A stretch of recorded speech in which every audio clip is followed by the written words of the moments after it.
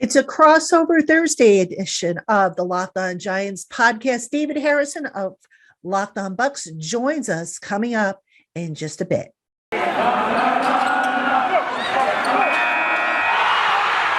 are Locked On Giants, your daily New York Giants podcast, part of the Locked On Podcast Network, your team every day.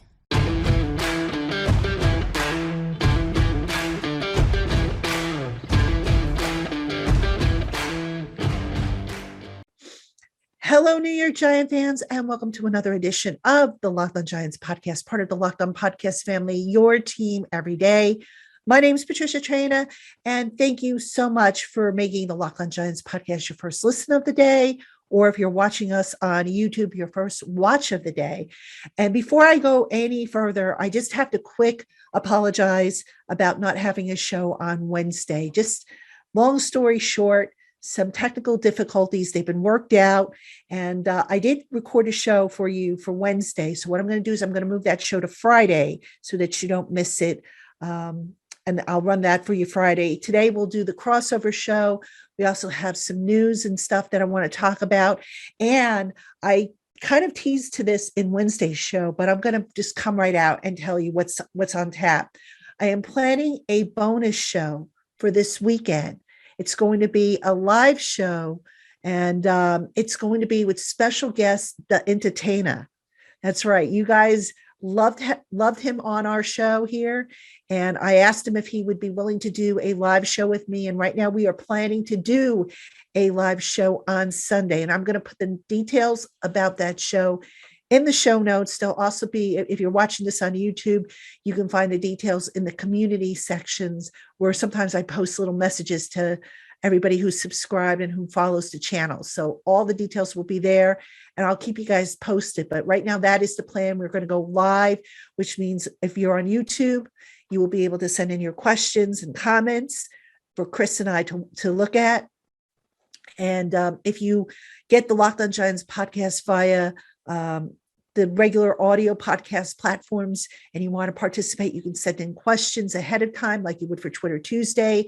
And we will record the show. It will be available in YouTube after it's done. It will also be available for all the audio platforms that we're on. So hope you will check that out. I'm really excited about it. I loved having Chris, the entertainer, on before, and I'm just excited that he's willing to come back and kind of help us get you ready for Monday Night Football. The Giants at Tampa Bay Buccaneers Monday night. And can the Giants finally snap a losing streak in prime time? We'll have to find out, won't we? Before we get to the crossover section of the show, let me get you caught up on some of the latest news. Optimism continues to grow about the availability for running back Saquon Barkley. Saquon Barkley has participated in a limited fashion the last couple of practices, that being on Monday and then again on Wednesday. Now, the official practice report isn't due out until Thursday when you're seeing this show. However, everything is pointing in the right direction for Barkley to return to practice. To return for the game. How much of a workload, I don't yet know what he's going to have. I don't think he's going to see a lot of carries, but I could see him getting, more than a couple dozen snaps in the game. Now, worth noting, the Tampa Bay Buccaneers have the second best run defense in the NFL. They're allowing 79.8 yards on the ground per game as an average. So my guess is, if you're talking about the game plan for the Giants on offense, I wouldn't be surprised if it flows through Kadarius Toney, because the passing defense of the Bucs is a little bit worse off. I think it's ranked 22nd. And if I'm the Giants, I put a lot of focus on that passing game as opposed to the running game. I do think we'll see some runs. I don't know as of this recording if Devonta Booker will be back. He is dealing with a hip ailment. As of this recording, again, I don't believe he's practiced, but it's not official. We haven't received an injury report. And the Giants did add a running back, by the way, Jonathan Williams, I believe it was. They added a running back to their practice squad. And usually when they add a player at a certain position, it's a good indication that there's some question about an injured player at that same position. So just something to keep an eye on. Speaking of transactions, Benardrick McKinney, inside linebacker, was finally signed to the 53-man roster. No surprise there. McKinney's actually been pretty solid in his limited snaps. He had been elevated from the practice squad twice already. So, and also last time against the Raiders in week 9, he was a COVID replacement. So really, the Giants had no choice. They couldn't elevate him another time without exposing him to waivers. So they signed him to the 53-man roster. And I think right now, I could be wrong, but I think the Giants have 51 players signed to the 53-man roster. And part of that has to do, obviously, with cap constraints. They are squeezed tightly under the cap, but they could also be leaving a roster spot open for Andrew Thomas. So let's talk about him real quick. So Andrew Thomas, the window officially opened on his return from the injured reserve list. All right, so the Giants have 21 days to evaluate him, see if he's ready to return. I do think Andrew Thomas is going to return. However, I do not think he's going to be ready for the Monday night game, considering the fact that, okay, even though there's been extra time here, give him a little extra, a couple of extra days to get that foot in order and have him ready on the field for the Eagles game the following Sunday, because the Giants are on a short work week. So to my thinking, and probably to the team's thinking, it doesn't make sense to activate Thomas for the Monday night game. Let Matt Parrott handle that. Parrott hasn't been that bad in the run blocking and pass protection. So let him handle that, and then look to get Thomas back on the field for the Eagles game. And then at that point, I would maybe look to put Parrott at right tackle, and I would sit Nate Solder. I mean, Nate Solder is not in this team's long-term future. I think Matt Parrott probably is. At least he's going to, I think I could see him competing with, Isaiah Wilson once he's up and running and back in shape and at a point where the coaches feel he can contribute. But, I just don't see any point in continuing to play Nate Solder.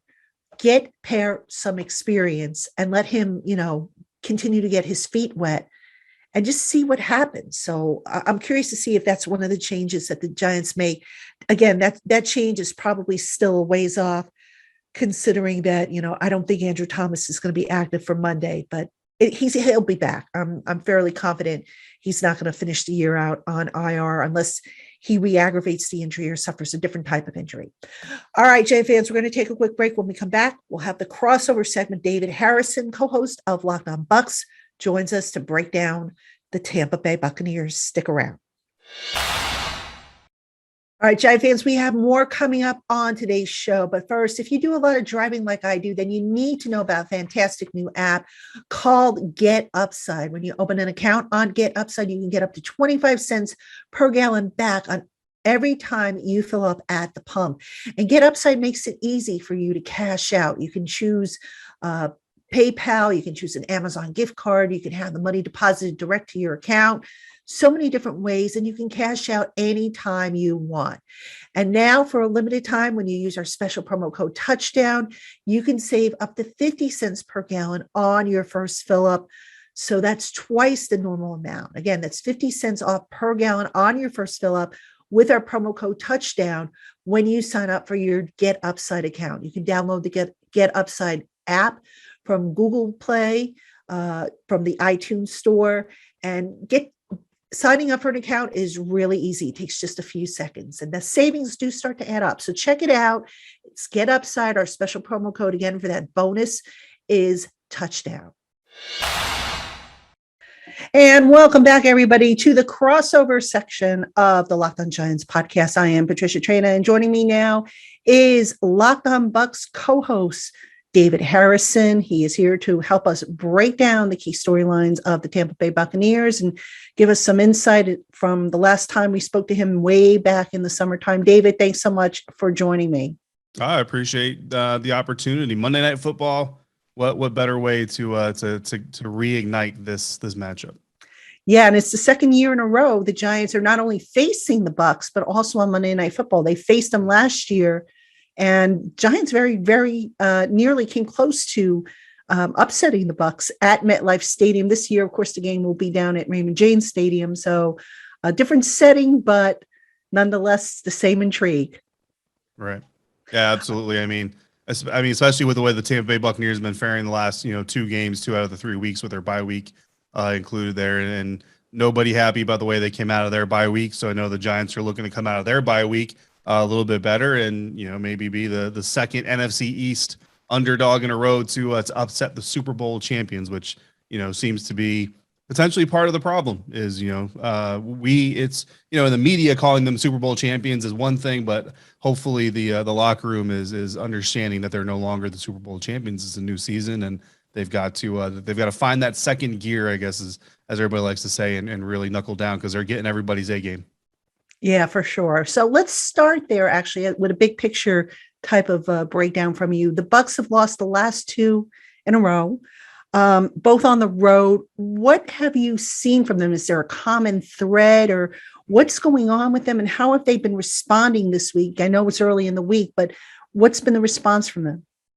Yeah, it's lack of discipline. It's self-inflicted wounds, whether it be turnovers, penalties, and then we added a new wrinkle against the Washington football team with drop passes. So beforehand you were just when you go back to that New Orleans Saints game, a highly charged game, a division rivalry. The New Orleans Saints are the defending division champs. The Buccaneers are the defending Super Bowl champions, and even players. I mean, Cam Jordan is very popular for being a big trash talker on social media and in interviews. And he's kind of, spent the entire offseason talking about how they owned the Buccaneers for 2 regular season games. So they were 2-1 against the Bucs. They just didn't win the one that counted the most. And he kind of dismissed it as, that's their one kind of lucky shot. And the Buccaneers kind of took it as, well, we won the one that mattered the most. And Buccaneers fans have championed that Drew Brees, retired after losing to the Buccaneers and all those things. But all that emotion kind of came into the game. And I think with the New Orleans Saints, you kind of saw a team that is a little bit used to getting everybody's best when they go against the New Orleans Saints, and everybody kind of rises up to that challenge, the New York Giants, included. And so they kind of responded in that atmosphere like a veteran fighter who's used to being under the bright lights and having that attention. Whereas the Buccaneers, and the way that I put it is that they're not used to being hunted yet. They don't know how to be prey. They're still kind of in that mentality of, us against the world. But in reality, it's not you against the world. It's the world coming at you. And that's a little bit of a different dynamic that I think the Saints were able to exploit. 11 penalties in that game really shot themselves in the foot. And then you fast forward past the bye week to Washington, you have 6 or 8 more penalties that the team committed. But really the biggest hindrance there was drop passes, tip passes. Jalen Darden, the young wide receiver, kind of filling in on that Antonio Brown role, had a pass early in the game, and before he secured it, before he tucked it away to run. And you see those guys, we see in practice all the time, Patricia, like they catch the ball, they tuck it, they look up, and they look to make a move. It's classic football, but instead he looks to make his move as he's tucking the ball, gets poked free, falls into the hands of William Jackson III, the first of 2 interceptions. The second one purely on Tom Brady, and that's kind of the third part of the problem, is that even Tom Brady isn't playing the cleanest football of the season of his career that we've seen lately. So it's kind of one of those, if anything can go wrong, it will go wrong. And even the guy that you look to kind of be your stabilizing factor really hasn't been a stabilizing factor. Now, you mentioned the Bucs aren't used to being the hunted. I mean, Brady is used to that, having spent a number of years on the Patriots. And I mean, what have you seen or what have you heard from him regarding being hunted? And, can he help pull this team out of the little funk that it's in? I mean, I think they'll get out of it. I think eventually they'll correct themselves and they'll get to it. I mean, the coaching staff is too good. The players are too good. They've been through a similar type experience. You go back to last season, the back-to-back losses to the Kansas City Chiefs and the Los Angeles Rams. The Chiefs one being, probably a little bit more embarrassing on, from a national perspective, because everybody was really watching that game. And you're right, Tom Brady knows what it's like to be here. And I think that's kind of what we're conveying to Buccaneers fans. Is I remember talking about Tom Brady, not covering him directly, but being like, oh, maybe this is where Tom Brady falls off, or, oh, maybe this is where the Patriots, maybe this is the year they aren't one of the better teams in the NFL. And what happens? They always right the ship. They always come back. They always pull the nose up out of the nosedive, and they always get things back on track. So right now, I mean, 6-3 isn't where you want to be, losing, back-to-back games against the Saints and the Washington football team, but 6-3, first place in the NFC South.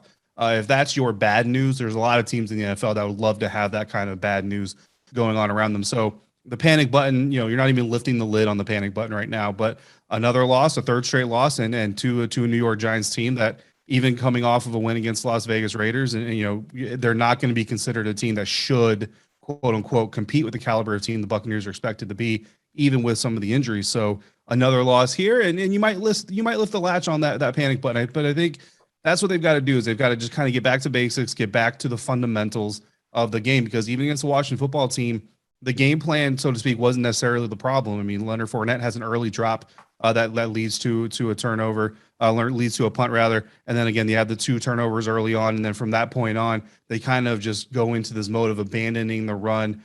Really, only one real run out. They had 2 at the end of the game to run out the clock, so not counting that, only 1 run in the entire second half against the Washington football team. If those early mistakes don't happen, don't put them in the 16-6 hole if they're in going into halftime, and those players are executing, bringing the ball in, not having the drop passes that they were suffering from, I think that the game is a little bit different. And then you see in the second half, they kind of came out a little bit better, but by then it was almost too late, and Washington's confidence was so high that they were kind of in a motion that was going to be impossible to stop at that point. So it's going to be indicative on this team. It's going to be set in the first 3 drives. I think the first 3 possessions that the Buccaneers offense has, you're going to find out if they fix those issues or not. And then on the flip side of it, Daniel Jones and that New York Giants offense, if the Buccaneers are committing infractions, before the snap, or roughing the passer penalties, defensive pass interference penalties, stuff like that early on in the game, then you're going to kind of get that, oh, here we go again type of feel. And for as many jokes as people crack about Daniel Jones, he's a guy who's willing to take the chances. He's willing to take the risks. He's willing to run with the ball and try to keep plays alive. So if these Buccaneers defenders are giving them outs with encroachment penalties, with offsides penalties, with slaps to the helmet of Daniel Jones, he's going to take advantage of them. Definitely. Now, you mentioned the first 3 drives will probably tell us what kind of Buccaneers team is showing up. What do you anticipate on offense for those first 3 drives? What do you think is going to be their plan of attack against the Giants? I think it's going to be what it pretty much always is with the Tom Brady offense, is you're going to take what the defense is going to give you. I would like to hope that the Buccaneers are doing some soul searching and some self-reflecting, some self-scouting this week, and they're looking at their numbers and they're realizing that Leonard Fournette has only had 19 combined carries over the last 2 games, and that's not a recipe for success with the type of offense they run. I know a lot of people say that the short passing game is an extension of the run game, and Leonard Fournette has plenty of touches in the short passing game, so give them credit for that. They are definitely getting Fournette involved, but I think that the short passing game, what it doesn't do to the defense compared to what running the ball through the line of scrimmage does to a defense, is very significant. I think if the Giants study the teams like Washington, New Orleans, the New England Patriots who had some success, the Dallas Cowboys who had some success, the Los Angeles Rams, what they're going to notice is bend, don't break. It's a classic bend, don't break defense that's really been the most successful against the Tampa Bay Buccaneers. And if Antonio Brown can't go, which I don't expect him to, if Rob Gronkowski can't go, which I think he has a better chance of playing in this game than AB certainly does, then that's going to be a big factor on that as well. You keep the defensive shell high, you keep everything in front of you, you rally to the ball, you make the tackles, you kind of hope for some of those mistakes that we've seen the last couple of weeks. And even if you don't get the mistakes, you lock down in the red zone and you force the Tampa Bay Buccaneers offense to either go for it on a 4th down and risk giving you the ball over with no points, or take the field goal, which we all know field goals can keep you in games, but they're very rarely going to win you games.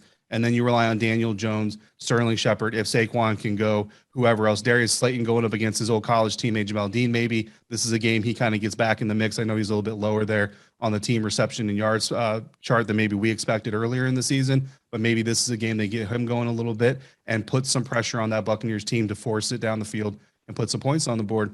So I expect a lot of short passes, a lot of runs, early on in the game. Again, Leonard Fournette got 8 carries in the first half against the Washington football team, on pace to get 16. He only finishes with 11 because the Washington football team put pressure on them with points on the board, taking advantage of some of those mistakes. All right, Giant fans, we have more coming up on today's Locked On Giants podcast. But first, BetOnline is back and better than ever before, offering a brand new web interface featuring more props, odds, and lines than you can imagine. Head to their updated desktop or mobile website to sign up today and receive a 50% welcome bonus on your first deposit when you use our promo code Locked On. So no matter what sport you're into, don't wait to take advantage of all the amazing offers BetOnline has to offer. BetOnline, where the game starts. All right, now the Bucs last year were pretty much a healthy team. This year, it doesn't look as much as, they don't look as healthy as they were last year. The most recent injury being Vita Vea being placed on, I think, wasn't he put on IR? Or I know he's got an injury that's going to keep him out of this week's game. Right. Give us an update on where everybody stands, the injured guys on the Bucs, who you anticipate they'll have back for Monday night's game, and who you think is still a ways off yet. Yeah, so on offense, it's AB and Rob Gronkowski that you're really looking at. Gronk, like I said, I think Gronk, I would probably, if I had to bet today on betonline.ag, I would probably say that Rob Gronkowski returns for Monday Night Football, which will be a big benefit to the Buccaneers offense. I don't think Antonio Brown comes back, so I still think you're looking at Mike Evans, Chris Godwin, and Tyler Johnson kind of being your top three guys, Jalen Darden in there for a little bit of a speed boost.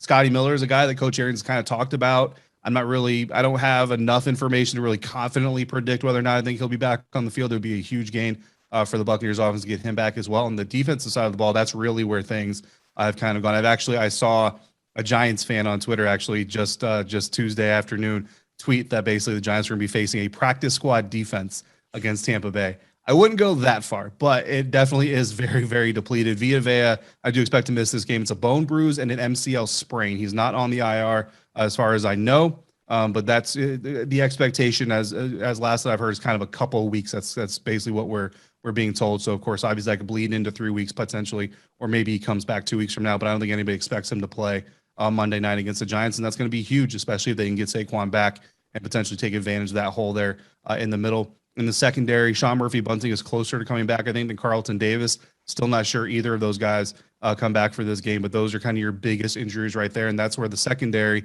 Jamel Dean, Richard Sherman, we're not expecting to see him back for a while, strained his calf warming up for the game against Washington. He was a late scratch, so you're left with Pierre Desir and D. Delaney, who D. Delaney also got banged up in the game against Washington. It seems like he'll probably be good to go in this one, but that's kind of what that Giants fan, I think, is talking about. Pierre Desir and D. Delaney, Ross Cockrell, guys like that in the secondary. Love their effort, love what they've been able to do in the Todd Bowles defense. But if we're being honest about it, they're not even number 3 corners on a lot of NFL teams. Yeah. Now, in terms of, you mentioned the defense and how banged up it is. So the Giants may have Saquon Barkley back. Things are trending in the right direction so far. It's early in the week as we record this, but they are trending in the right direction. Doesn't look like they're going to have Sterling Shepard. Obviously, they'll have Kenny Golladay and Kadarius Toney, who were benefited from the bye week, gotten a little bit healthier with regards to their respective injuries, and they did play in the game prior to the bye week. So that said, if you're the Bucs defense, how are you compensating for all these injuries against that Giants offense that may potentially have Saquon Barkley back and a healthier Golladay and Toney? Yeah, I mean, if it's me, I live by the sword, I die by the sword. We're an aggressive blitzing team that plays man coverage. We play physical coverage. We like to keep one safety over the top just as a safety net, but for the most part, we play physical. I'm going to go out there. I'm going to play our brand of football. Unfortunately, the injuries and the drop down in talent have really kind of taken away from that a little bit. We saw it against Washington. They played a lot of zone coverage, which is not what Todd Bowles' defense is typically known for. And then there was a little bit less blitzing. They did still blitz from time to time. They brought the safeties here and there. They brought linebacker Devin White. I mean, he had his first 2 sacks of the season against a Washington football team. And then I think the Bucs put out one of just 4 players since like 1982 or something that have had 2 or more sacks and 15 or more tackles in a single game. So a great individual effort by Devin White in that game, obviously. But you saw some of the holes there in playing the zone coverage and having wide receivers and targets like Ricky Seals-Jones before he got injured, Terry McLaurin, Antonio Gibson, J.D. McKissick, be able to find space. And then even John Bates, Washington's rookie tight end, after Seals-Jones left the game with the injury. You're going to find space. And if your pass rush can't get home, your quarterback is going to have time to find open spaces. And that's kind of the problem is while they're playing zone coverage, the front 4 rushers for the Tampa Bay Buccaneers really weren't getting in as quickly as you would like against Taylor Heineke. Did finish the game with 5 sacks, but too many times and too often, Taylor had plenty of time to sit back there, survey the field, and even times when he didn't have an open receiver, he was able to have time to manufacture yards by taking off and running. Again, something that Daniel Jones will have absolutely no problem doing. I think if you're countering that Tampa Bay Buccaneers defense approach, if that's what you get, then I think that you're going to have some opportunities for success, especially with guys like Evan Ingram. The Tampa Bay Buccaneers this season have not covered tight ends or receiving running backs very well at all. So again, Saquon comes back, Devontae Booker might be able to take advantage of that. But then in the running game, Daniel Jones, if he kind of goes through a 2-read progression, Read 1's not there. Read 2's not there. Read 3 is taken off. I would just tell him to get down. The very opportune defense. Devin White loves putting some pain on some quarterbacks. So if he takes some of those hits that we know he likes to take, it's probably going to be a bad decision. The Tampa Bay Buccaneers defense still one of the best in strip sacks, in stripping quarterbacks, and Daniel Jones, as you know, as your listeners know, and viewers know, not the best quarterback when it comes to that field. So if I'm the Giants, I'm definitely telling Daniel, it's okay if you run, buddy. Get down. Don't take those hits against this defense because they're looking to make a statement. Yeah, easier said than done sometimes with Daniel. Means well, but sometimes it just, what they say about the road to hell being paved with good intentions. So, David, what is the X factor in this game, in your opinion, be it offense or defense? I think it's going to be Devin White. I think on the offensive side of the ball, if they get rid of the mental mistakes, if they get rid of the drop passes and the running before you secure the ball, those very basic things that every football player is taught from very early age, just easy to forget as you get into the emotions of things. I think the offense is going to be fine, still be able to put up 20, 25, even 30 points potentially, depending on how successful the Giants defense is. On the defensive side of the ball, though, I think Devin White really is kind of the catalyst of the whole thing. Coach Arians talked about it on Monday, reflecting on the game against Washington, that if everybody come out and played with Devin White's level of intensity and energy, they probably win that game. And look, Devin White had, he wasn't imperfect, or he wasn't perfect. He had a play there towards the end of the game, that Antonio Gibson touchdown run that really sealed the deal. It was pretty much over anyway by that point, but that touchdown kind of officially, put the final nail in the coffin there. That was Devin White's contain, assignment, and he blew it and he missed it. And, that's something that he'll have to own to his guys and in the meeting room. But at the same time, if the rest of the defense is kind of playing with that intensity and with that sharpness, they're probably not in that position in the first place. So it's kind of one of those self-made made problems there. So you look for Devin White. He's a captain on the team. Levante Davis, captain on the team. Those two guys right there in the middle. Again, they've been a little susceptible to tight end routes and running backs coming out of the backfield in the passing game. They've really got to be the catalyst here, especially with Vita Vea out, to bring that unit together, to charge them up and to get them motivated. They had a great week of practice before the Washington football team game, traveled to the nation's capital and came out flat when it mattered the most. They cannot come out flat on Monday Night Football against the New York Giants, or else they're staring down the barrel of a 3-game losing streak. Yeah, and their playoff hopes probably take a dent as well. Couple more for you, David. What area on the Bucs are you still most concerned about through the first, 10 weeks or so of the season? I mean, really, the biggest concern is health. And that's such a hard thing to say in such a I want to say a lame answer to give, because there's no X's and O's, there's no strategy involved in not getting injured, right? You just have to stay healthy. But that really kind of has been the thing here with this season, and every team goes through injuries and everything. But I think that part of the problem when you bring back all 22 Super Bowl starters, and really you bring back your main 30 to 32 players from that Super Bowl run, is you kind of come into the season knowing who you have, knowing what you are, knowing what you want to do, but so does everybody else. So as you start losing those players, you're not just bringing in new faces and kind of changing the identity of your team as you're doing so. You're bringing in lesser talented players, and that's a little bit difficult. A lot of Super Bowl teams go through a turnover, but sometimes you can replace one Super Bowl starter with another starter, and the drop-off in talent isn't too great. It isn't terrible, so you still have a decent amount of talent there while your identity kind of changes a little bit, throws a little bit of a curveball at opponents. But this team basically is what it is, and every team knows, the New York Giants, Washington football team, New Orleans Saints, you're coming into it knowing what you're going to get from the Tampa Bay Buccaneers.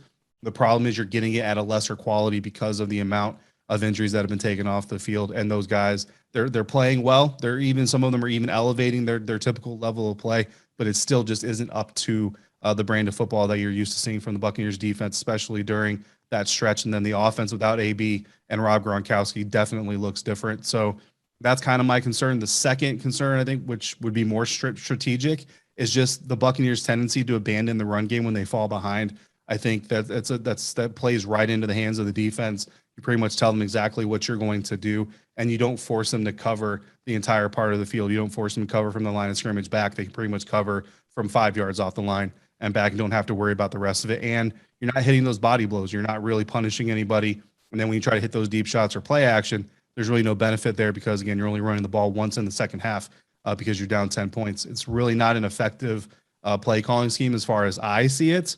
Byron Leftwich and Bruce Arians have forgotten more about NFL football than I'll ever know, granted, but it just doesn't. And the last two games, honestly, are evidence enough. It just doesn't seem to be an effective strategy. And then finally, how do you see this game playing out?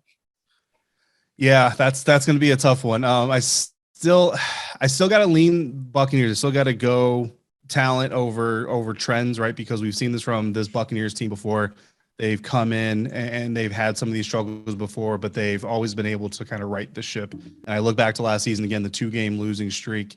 You have the bye week kind of intermingled in there. This year is kind of coming in a different order, right? The bye week was in the middle of the losing, but you kind of have that pattern there. And, hopefully, again, those guys are looking back at the film and you're listening to the media.